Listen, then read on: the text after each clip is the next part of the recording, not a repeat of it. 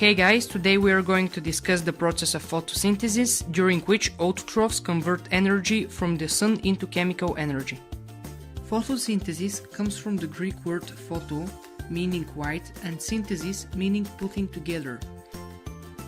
As every complicated process on Earth, it's better to divide photosynthesis on several main parts. The first of them are the white-dependent reactions, and the second are the white-independent reactions. Now, let's begin with the white-dependent reactions. White-dependent reactions occur in the thylakoids of chloroplasts. Thylakoids are sac-like membranes containing most of the machinery required to carry out these reactions. Thylakoids contain clusters of chlorophyll and proteins known as photosystems. With the help of light, photosystems make the process of white-dependent reactions possible.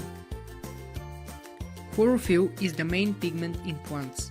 It absorbs blue, violet and red wavelengths, but not green, thus it reflects them.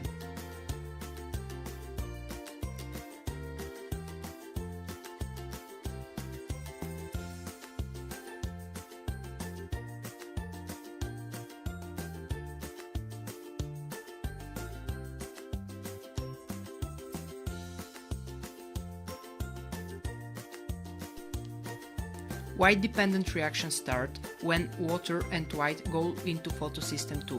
There, water is divided into hydrogen and oxygen, and the oxygen is released into the atmosphere.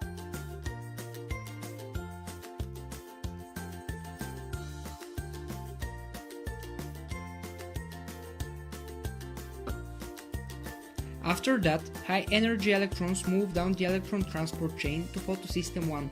Energy generated is used to pump H+ ions across the thylakoid membrane and into the thylakoid space. Electrons are re-energized in photosystem 1. A second electron transport chain then transfers these electrons to NADP+, producing NADPH. Beware! Here comes the most exciting part, the ATP synthase. After the NADPH was formed, the thylakoid space fills up with positively charged H+ ions. The inside of the thylakoid membrane becomes positively charged relative to the outside of the membrane.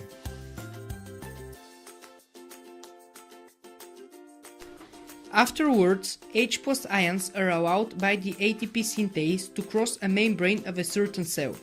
Then, powered by the gradient, H+ ions pass through ATP synthase and force it to rotate.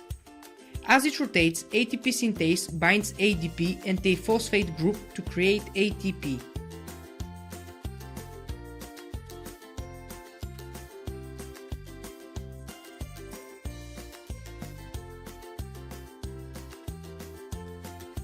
Now we get rid of our dear friend the sun, since we get into the white-independent reactions. During the white-independent reactions, also known as the Kelvin cycle, ATP and NADPH from the white-dependent reactions are used to produce high-energy sugars.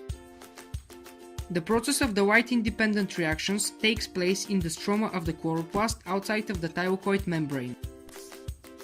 A white-independent reaction begins when carbon dioxide, CO2, enters the Kelvin cycle from the atmosphere.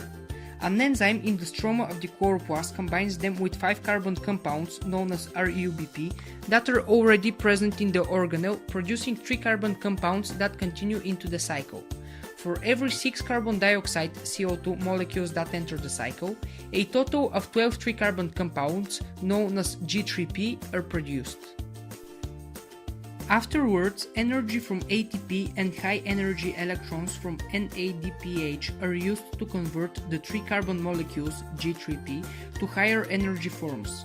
2 of these 3 carbon molecules are removed from the cycle to produce sugars, lipids, amino acids and other compounds. The remaining 3 carbon molecules are converted back to 5 carbon forms that are used to start the cycle again.